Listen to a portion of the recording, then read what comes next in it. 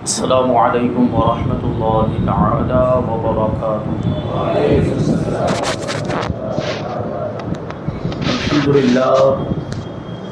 الحمد للہ رب العالمین والعاقبۃ للمتقین والصلاة والسلام علی سید الانبیاء والمرسلین وعلی آلہ واصحابہ اجمعین، اما بعد فاعوذ باللہ من الشیطان الرجیم، بسم اللہ الرحمن الرحیم۔ سبحان الذی اسری بعبدہ لیلا من المسجد الحرام الی المسجد الاقصی الذی بارکنا حولہ لنریہ من آیاتنا انہ هو السمیع البصیر۔ صدق اللہ مولانا العظیم وصدق رسولہ النبی الامین المتین الکریم،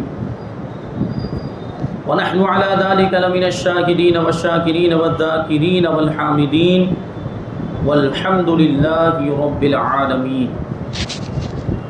آئیے ہم اور آپ سب سے پہلے حضور سرور کائنات، فخر موجودات، باعث تخلیق کائنات، احمد مجتبی محمد مصطفیٰ صلی اللہ علیہ وسلم کی بارگاہ بیکس پناہ میں درود و سلام کا ہدیہ پیش کریں اور پڑھیں اللہم صلی علی سیدنا و مولانا محمد معدن الجود والکرم وآلہ الکرام وابنہ الکریم وبارک وسلم، صلاۃ و سلام علیک یا رسول اللہ صلی اللہ تعالی علیہ وسلم۔ عزیزان ملت اسلامیہ، آج 25 رجب المرجب ہے اور اسی مہینے کی 27ویں شب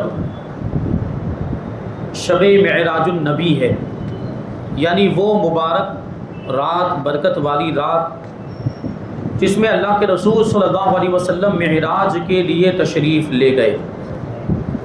تو انشاءاللہ اسی مناسبت سے معراج کا واقعہ بیان کیا جائے گا، اور 2 سالوں سے اس موقع پر بہت کچھ باتیں بیان ہو چکی ہیں کہ حضور پاک صلی اللہ علیہ وسلم کو معراج کرائی گئی۔ یہ واقعہ کیا حضور کی زندگی میں ایک مرتبہ پیش آیا یا کئی مرتبہ پیش آیا؟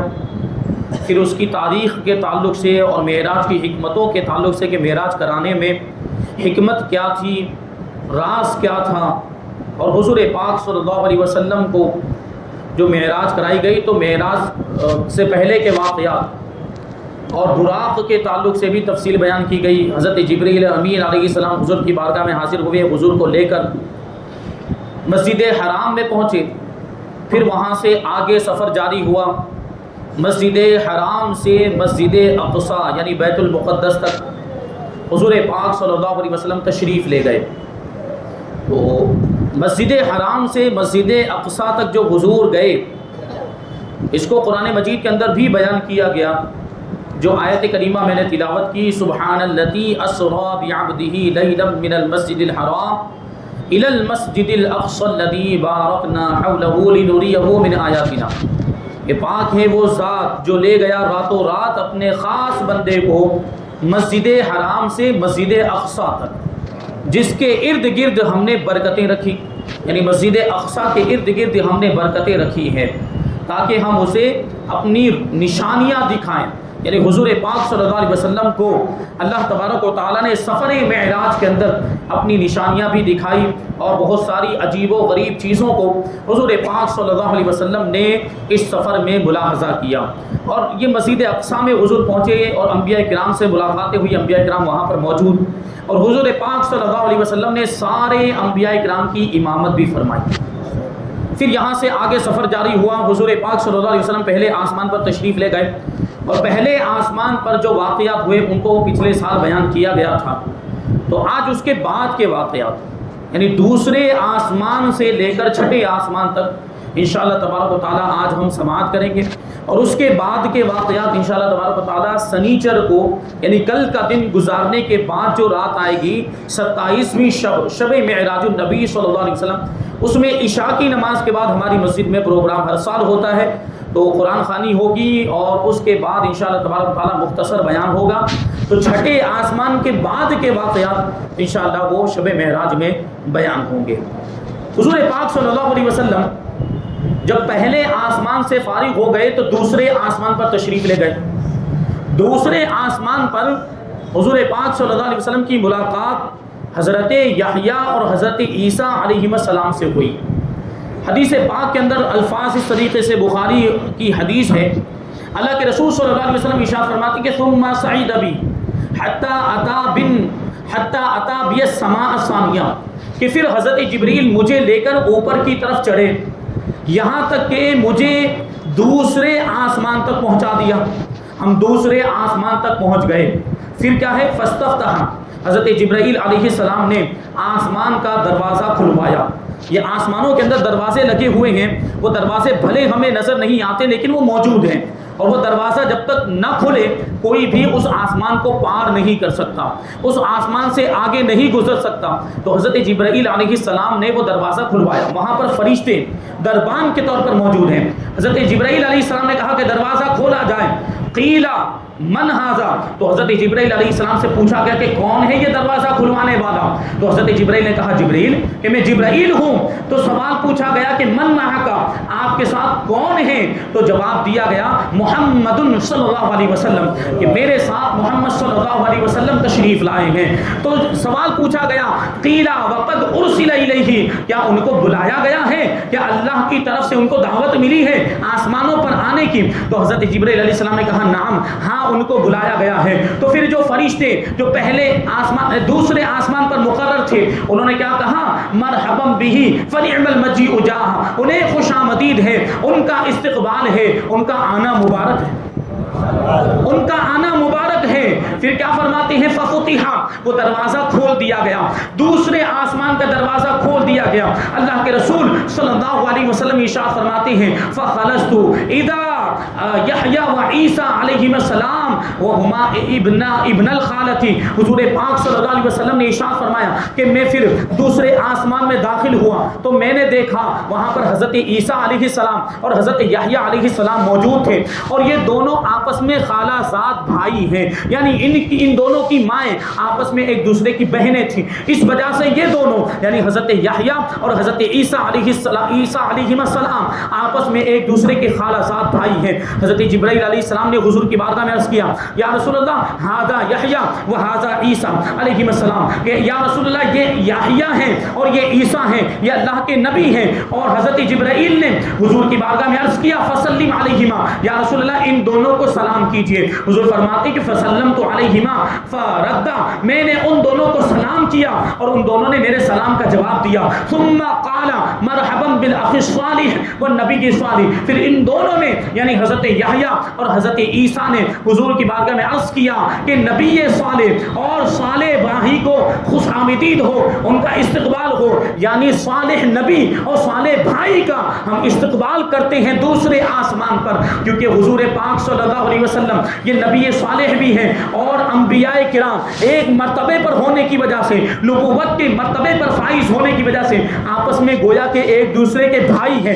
اس لیے حضرت یحییٰ اور حضرت عیسیٰ علیہ السلام نے حضور کو اخو صالح کہا کہ صالح بھائی کو خوش آمدید ہو اور صالح نبی کو خوش آمدید ہو۔ پھر حضور پاک صلی اللہ علیہ وسلم وہ دوسرے آسمان پر تشریف فرما ہوئے تو عجیب و غریب چیزوں کو وہاں پر بھی ملاحظہ کیا۔ ان عجیب و غریب چیزوں میں ایک چیز حضور پاک صلی اللہ علیہ وسلم نے یہ دیکھی کہ دوسرے آسمان پر فرشتوں کی ملائکہ کی ایک جماعت تھی جو صف باندھے ہوئے رکوع کی حالت میں تھی، اور وہ یہ تسبیح پڑھ رہے تھے سارے فرشتے، ان کی زبانوں پر یہ تسبیح ہی جاری تھی۔ وہ تسبیح کیا تھی؟ وہ پڑھ رہے تھے سبحان الوارث الواسع، سبحان الذی یدرک الابصار، سبحان العظیم العلیم، کہ پاک ہے وہ جو وارث ہے یعنی ساری کائنات کا مالک ہے، پاک ہے وہ جو وسعت والا ہے، اور پاک ہے وہ ذات جو نگاہوں کا احاطہ کیے ہوئے ہیں، جو نگاہوں کو گھیرے ہوئے ہیں، یعنی پروردگار جانتا ہے کہ کون سی نگاہ کیا دیکھ رہی ہے، وہ ساری نگاہوں کا احاطہ کیے ہوئے،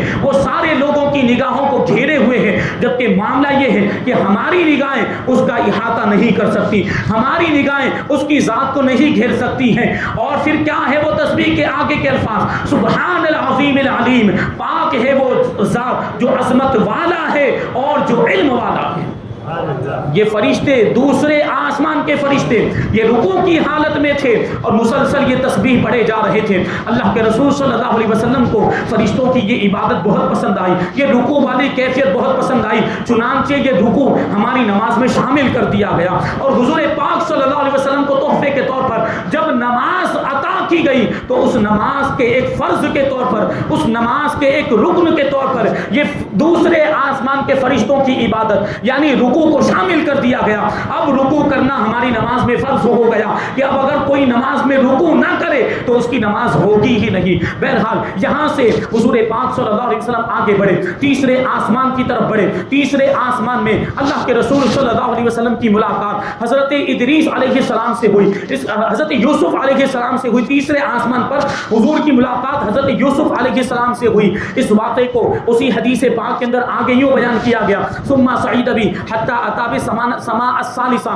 کہ پھر حضرت جبریل مجھے اوپر لے کر چلے یہاں تک کہ مجھے تیسرے آسمان تک پہنچا دیا۔ فاستفتح، حضرت جبریل علیہ السلام نے تیسرے آسمان کا دروازہ کھلوایا تو وہاں سے آواز آئی، سوال پوچھا گیا کہ من ھذا، کون آیا ہے؟ حضرت جبریل نے کہا کہ جبرائیل آئے۔ تو ان سے پوچھا گیا کہ ومن معک، آپ کے ساتھ کون ہے؟ جبرائیل نے کہا محمد، میرے ساتھ محمد صلی اللہ علیہ وسلم ہے۔ پھر فرشتوں نے سوال پوچھا وقد ارسل الیہ، کیا ان کو بلایا گیا ہے؟ تو حضرت جبرائیل علیہ السلام نے کہا نعم، ہاں محمد صلی اللہ علیہ وسلم کو بلایا گیا۔ اب یہ بھی سوال ہے کہ ہر آسمان کے فرشتے یہ ایک ہی طرح کا سوال کر رہے ہیں اور یہ پوچھ رہے ہیں کہ کون آیا ہے؟ جبرائیل آئے ہیں۔ جبرائیل کو تو آنے جانے کی اجازت تھی کہ جبرائیل اللہ کا پیغام لے کر نبیوں تک پہنچا کرتے تھے، نبیوں تک پہنچایا کرتے تھے اللہ کا پیغام، وحی الہی لے کر نبیوں تک پہنچتے تھے، لیکن کسی انسان کو آسمانوں تک جانے کی اجازت نہیں تھی، آسمان کے آر پار گزرنے کی اجازت نہیں تھی۔ فرشتوں کو حکم ہوا تھا کہ ایک رات ایسی آئے گی جب محمد صلی اللہ علیہ وسلم تشریف لائیں گے، جب وہ تشریف لائیں اور اللہ کی بارگاہ سے جب ان کو بلاوا ملے، جب وہ آسمانوں پر آئے تو ان کے لیے دروازہ کھول دینا۔ تو کسی دوسرے انسان کے لیے دروازہ نہیں کھولا جانا تھا، یہ صرف حضور پاک صلی اللہ علیہ وسلم کے لیے ہی دروازہ کھلنا تھا۔ اس لیے ہر آسمان پر فرشتے یہی سوال پوچھ رہے تھے کہ کیا حضور ساتھ میں تشریف لائے؟ یعنی اس سے یہ بھی ظاہر ہوتا ہے کہ حضرت جبریل تو ویسے بھی آتے جاتے رہے ہوں گے، اس کا مطلب یہ کہ ہر مرتبہ یہی سوال و جواب ہوتے رہے ہوں گے، لیکن ہر مرتبہ جبریل یہ کہتے ہوں گے نہیں ابھی حضور تشریف نہیں لائے، ابھی حضور کو بلاوا نہیں آیا۔ لیکن جب شب معراج آئی اور اس شب معراج میں جب فرشتوں نے پوچھا تو جبرائیل نے جواب دیا کہ ہاں آج حضور کو بلاوا آیا ہے اور آج میرے ساتھ حضور بھی تشریف لائے ہیں، لہذا دروازہ کھول دیا جائے۔ ہر آسمان پر فرشتوں نے یہی سوال پوچھا وقد ارسل الیہا، کیا ان کو بلایا گیا ہے؟ اس کا جواب حضرت جبرائیل نے دیا کہ ہاں ان کو بلایا گیا ہے، لہذا سارے آسمانوں کے دروازے حضور پاک صلی اللہ علیہ وسلم کے لیے کھول دیے گئے۔ گویا کہ فرشتوں کو بھی یہ بات پہلے سے معلوم تھی، فرشتے بھی یہ بات پہلے سے جانتے تھے۔ اللہ تبارک و تعالیٰ نے ان کو بتا دیا تھا کہ ایک رات ایسی آنے والی ہے جس میں پیارے حبیب صلی اللہ علیہ وسلم کو اللہ کی بارگاہ سے بلاوا آئے گا اور حضرت جبرائیل ان کو لے کر ساتوں آسمان کی سیر کرائیں گے، جنت و دوزخ کی سیر کرائیں گے، عالم بالا کی سیر کرائیں گے، عالم ملکوت کی سیر کرائیں گے، یہاں تک کہ حضور پاک صلی اللہ علیہ وسلم لامکہ میں اللہ تبارک و تعالیٰ کی بارگاہ میں تشریف لے جائیں گے۔ یہ بات فرشتے پہلے ہی سے جانتے تھے۔ بہرحال جب دروازہ کھول دیا گیا تو حضور پاک صلی اللہ علیہ وسلم ارشاد فرماتے ہیں فخلصت فاذا بیوسف، میں وہاں پر داخل ہوا، تیسرے آسمان میں داخل ہوا تو میں نے یوسف علیہ السلام کو دیکھا کہ وہاں پہ یوسف علیہ السلام موجود ہیں۔ جبریل نے کہا ھذا یوسف فسلم علیہ، کہ یہ یوسف علیہ السلام ہیں، ان کو سلام کیجئے۔ فسلمت علیہ فردا، میں نے ان کو سلام کیا، انہوں نے میرے سلام کا جواب دیا۔ ثم قال مرحبا بالاخ الصالح والنبی کی صالح، تو حضرت یوسف علیہ السلام نے حضور کی بارگاہ میں عرض کیا کہ صالح بھائی اور صالح نبی کو خوش آمدید ہو، ہم ان کا تیسرے آسمان پر استقبال کرتے ہیں۔ یہ حضرت یوسف علیہ السلام سے تیسرے تیسرے آسمان پر حضور پاک صلی اللہ علیہ وسلم کی ملاقات ہوئی تھی. اور ایک روایت میں یہ آیا ہے حضور پاک صلی اللہ علیہ وسلم نے ارشاد فرمایا فی السماء الثالثۃ فاذا انا بیوسف اذا هو اعطی شطر الحسن، میں نے تیسرے آسمان میں یوسف علیہ السلام کو دیکھا جن کو آدھا حسن عطا کیا گیا ہے، جن کو حسن کا ایک حصہ عطا کیا گیا ہے. اور حضرت یوسف علیہ السلام کا حسن بہت مشہور ہے، روایتوں میں آیا ہے کہ آدھا حسن یوسف علیہ السلام کو ملا تھا اور باقی آدھا دوسرے لوگوں میں تقسیم کر دیا گیا تھا. لیکن اس کا یہ مطلب نہیں ہے کہ باقی آدھے کے اندر حضور کے حسن کا بھی حصہ نہیں، بلکہ یوسف علیہ السلام کا جو بھی حسن ہے، یوسف علیہ السلام کو جو حسن اور جو خوبصورتی ملی ہے وہ حضور پاک صلی اللہ علیہ وسلم کے حسن و جمال کے صدقے میں ملی. یعنی حضور کا حسن تو بے مثل و بے مثال ہے. قصیدہ بردہ شریف کا مصرع ہے فجوہر الحسن فیہ غیر منقسم، کہ حضور پاک صلی اللہ علیہ وسلم کے حسن و جمال کا جو جوہر ہے وہ غیر منقسم ہے، یعنی اس میں تقسیم کی گنجائش نہیں ہے، اس کو بانٹا نہیں جا سکتا. یہ حضور کا خاصہ ہے. حضور کو جو حسن ملا ہے یہ حضور پاک صلی اللہ علیہ وسلم ہی کا حصہ ہے. وہ حسن تقسیم نہیں ہو سکتا، اس میں کوئی دوسرا شریک نہیں ہو سکتا. اور حضور پاک صلی اللہ علیہ وسلم نے ایک حدیث پاک میں ارشاد فرمایا ما بعث نبیا الا حسن الوجہ وحسن صوت، کہ اللہ تعالیٰ نے جتنے بھی انبیاء کرام کو بھیجا وہ سارے انبیاء کرام خوبصورت چہرے والے بھی تھے اور خوبصورت آواز والے بھی تھے. پھر حضور اپنے بارے میں ارشاد فرماتے ہیں وَكَانَ نَبِيُّكُمْ أَحْسَنُهُمْ وَجْهًا وَأَحْسَنُهُمْ صَوْتًا، اور تمہارے نبی کا معاملہ یہ ہے کہ تمہارے نبی کو جب اللہ تبارک و تعالیٰ نے بھیجا تو سارے نبیوں میں سب سے زیادہ خوبصورت بنا کر بھیجا اور سب سے زیادہ اچھی آواز والا بنا کر بھیجا. تو ایک طرف یہ فرمایا کہ سارے انبیاء کرام خوبصورت ہوتے ہیں، حسین و جمیل ہوتے ہیں، اچھی آواز والے ہوتے ہیں، اور دوسری طرف یہ فرمایا کہ میں سارے انبیاء کرام میں بھی سب سے زیادہ حسن والا ہوں، سب سے زیادہ خوبصورت ہوں اور سب سے زیادہ اچھی آواز والا ہوں. تو سارے انبیاء کرام عام انسانوں کے مقابلے میں سب سے زیادہ حسین و جمیل ہوئے اور حضور پاک صلی اللہ علیہ وسلم انبیاء کرام کے مقابلے میں سب سے زیادہ حسین و جمیل ہوئے. تو اس کا نتیجہ یہ نکلا کہ پوری کائنات میں اگر سب سے زیادہ حسین و جمیل کوئی ہے، سب سے زیادہ خوبصورت کوئی ہے تو وہ ہمارے آقا حضور رحمت عالم صلی اللہ علیہ وسلم کی ذات. سبحان اللہ سبحان اللہ. اچھا اب یہ سوال پیدا ہوتا ہے کہ اگر حضور پاک صلی اللہ علیہ وسلم حضرت یوسف علیہ السلام سے زیادہ خوبصورت ہیں، اگر حضور پاک صلی اللہ علیہ وسلم حضرت یوسف سے زیادہ حسین و جمیل ہیں تو یوسف علیہ السلام کے حسن کو دیکھ کر تو عورتوں نے اپنی انگلیاں کاٹ لی تھی. واقعہ مشہور ہے، میں نے اس سے پہلے بیان کیا کہ زلیخا نے وہ عورتیں جو ملامت کیا کرتی تھی کہ غلام کی محبت میں پڑ گئی ہے، تو زلیخا نے ساری عورتوں کو بلایا تھا، ملامت کرنے والی عورتوں کو بلایا تھا، اپنے محل میں بٹھایا اور ان کے لیے اعلیٰ نشستوں کا، نشست گاہوں کا انتظام کیا اور ان کے سامنے ایک نیمبو دے دیا اور یہ چھری بھی ان کو دے دی تمام عورتوں کے ہاتھ میں، اور یہ کہا کہ میں یوسف کو بلاؤں گی، تمہیں یوسف کو دیکھنا ہے اور پھر اس نیمبو پر چھری چلانی ہے، یہ نیمبو کو کاٹنا ہے. یوسف علیہ السلام تشریف لائے اور وہ عورتیں جن کو حکم ملا تھا کہ نیمبو کاٹنا ہے، نیمبو کاٹتے کاٹتے وہ انہوں نے اپنی انگلیوں پر بھی چھریاں چلا دی اور ان کو احساس ہی نہیں ہوا. وہ یوسف علیہ السلام کے حسن میں اتنی زیادہ محو ہو گئی تھی، وہ کھو گئی تھی، گم ہو گئی کہ ان کی انگلیاں کٹ گئی اور ان کو پتہ بھی نہیں چلا تھا. اعلیٰ حضرت رضی اللہ تعالیٰ عنہ نے اس کو ایک شعر میں یوں کہا ہے کہ حسن یوسف پہ کٹی مصر میں انگشت زنا، حسن یوسف پہ کٹی مصر میں انگشت زنا، سر کٹاتے ہیں تیرے نام پہ مردان عرب. تو سوال یہ پیدا ہوتا ہے کہ یوسف کے حسن کو دیکھ کر تو وہ عورتیں، مصر کی عورتیں، انہوں نے اپنی انگلیاں کاٹ لی تھی، لیکن حضور پاک صلی اللہ علیہ وسلم کا ایسا کوئی واقعہ نہیں ہے کہ عورتوں نے حضور کے حسن کو دیکھ کر انگلیاں کاٹی ہو یا بے خود ہو گئی ہو یا کھو گئی ہو، اس طرح کا کوئی واقعہ نہیں ملتا. تو اس کی وجہ علماء تفاسیر نے یہ بیان کی ہے کہ حضرت یوسف علیہ السلام کا جو حسن تھا وہ ظاہر تھا، یعنی ان کو جو حسن عطا کیا گیا اس کو چھپایا نہیں گیا تھا، اس پر پردے نہیں ڈالے گئے تھے، وہ حسن ظاہر تھا، بالکل کھلا ہوا تھا. اس لیے اس حسن کو دیکھ کر مصر کی عورتیں یہ بالکل کھو گئی تھی اور انگلیاں کاٹ لی، ان کو انگلیوں کے کٹنے کا احساس بھی نہیں ہوا. لیکن جہاں حضور پاک صلی اللہ علیہ وسلم کے حسن کی بات بات آتی ہے اس حضور پاک صلی اللہ علیہ وسلم کے حسن کے بارے میں علماء فرماتے ہیں کہ حضور کا حسن ظاہر نہیں تھا، حضور کے حسن کو چھپا دیا گیا تھا، اس پر اللہ تبارک و تعالیٰ نے اپنے جلال کے پردے ڈال دیے تھے۔ اس وجہ سے حضور پاک صلی اللہ علیہ وسلم کے حسن مبارک کو دیکھنا یہ لوگوں کے لیے آسان تھا، اور یہی آسانی پیدا کرنے کے لیے حضور پاک صلی اللہ علیہ وسلم کے حسن و جمال پر اللہ تبارک و تعالیٰ نے اپنے جلال کے پردے ڈال دیے تھے، کیونکہ اگر حضور پاک صلی اللہ علیہ وسلم کا حسن ظاہر ہو جاتا، اگر حضور پاک صلی اللہ علیہ وسلم کے حسن مبارک سے یہ پردے اٹھا دیے جاتے تو کسی کے اندر بھی حضور پاک صلی اللہ علیہ وسلم کے چہرے کو دیکھنے کی طاقت نہیں تھی۔ حضور کے جمال پر، حضور کے حسن پر اگر یہ اللہ کے جلال کے پردے نہ ہوتے تو کسی کی آنکھ میں طاقت نہیں تھی کہ وہ حضور کے چہرے کو دیکھے، بلکہ یہ تک فرمایا گیا کہ اگر حضور کا حسن ظاہر ہوتا اور حضور کو کوئی انسان دیکھتا تو اس کی آنکھوں کی روشنی ختم ہو جاتی۔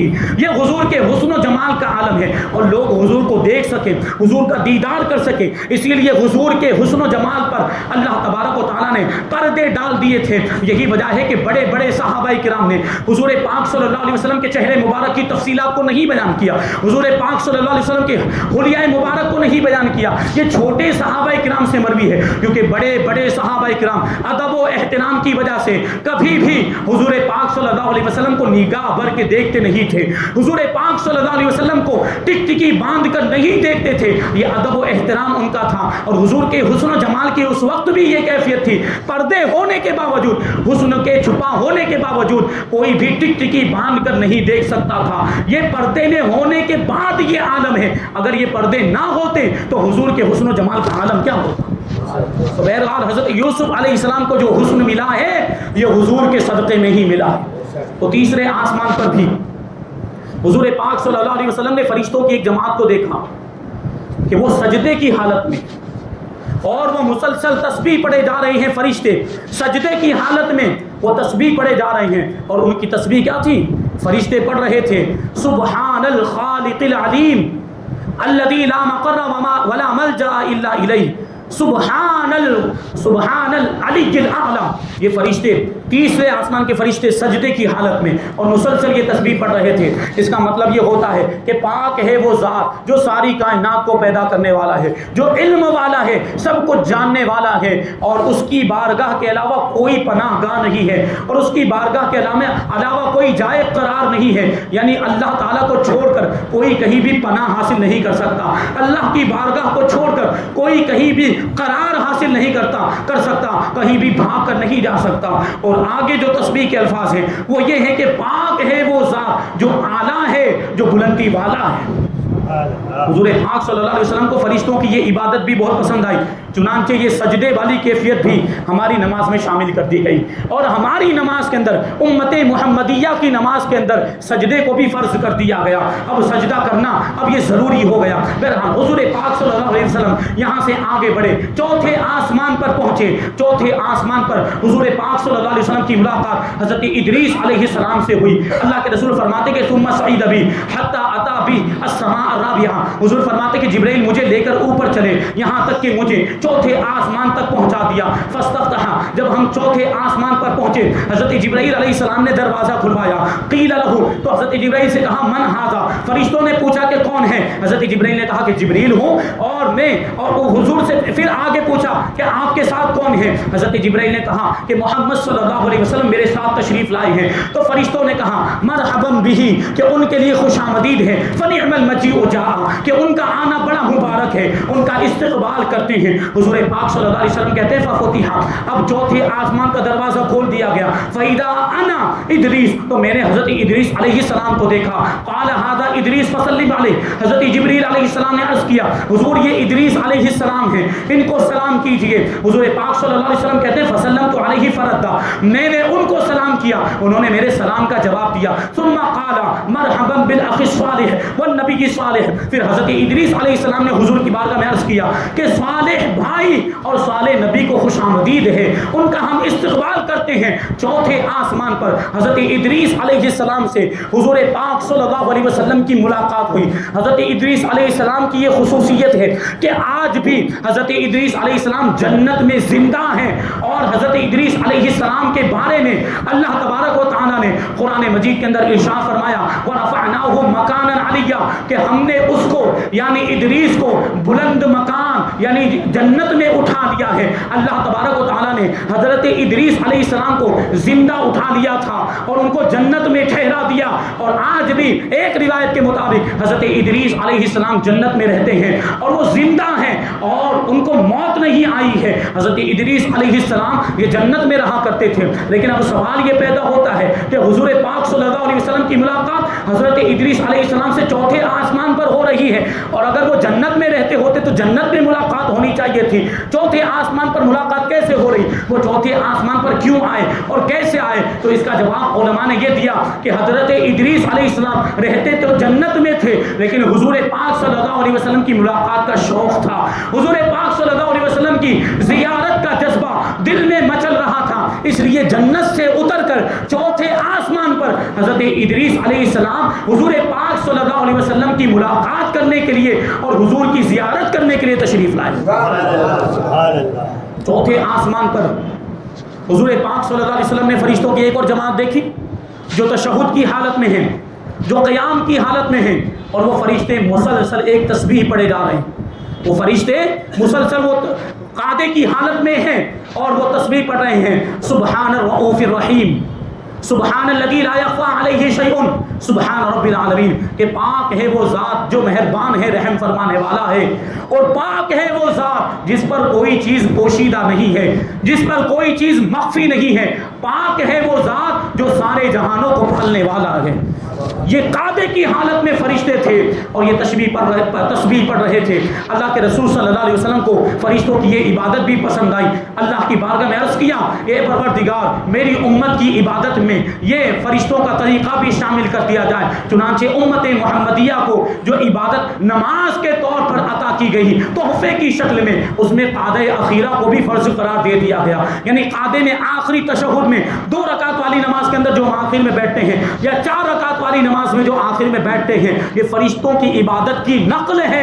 اور حضور پاک صلی اللہ علیہ وسلم کو یہ عبادت کا طریقہ پسند آیا تھا، اس لیے ہماری نماز کے اندر یہ قعدے کی عبادت کو بھی شامل کر دیا گیا. بہرحال مجھے ابھی 5ویں آسمان کو بھی بیان کرنا تھا، 6ٹھے آسمان کو بھی بیان کرنا تھا، لیکن وقت بہت زیادہ ہو گیا ہے. تو انشاءاللہ تبارک و تعالیٰ کل رات کو سنیچر کا دن گزارنے کے بعد شب معراج میں آپ حضرات تشریف لائے.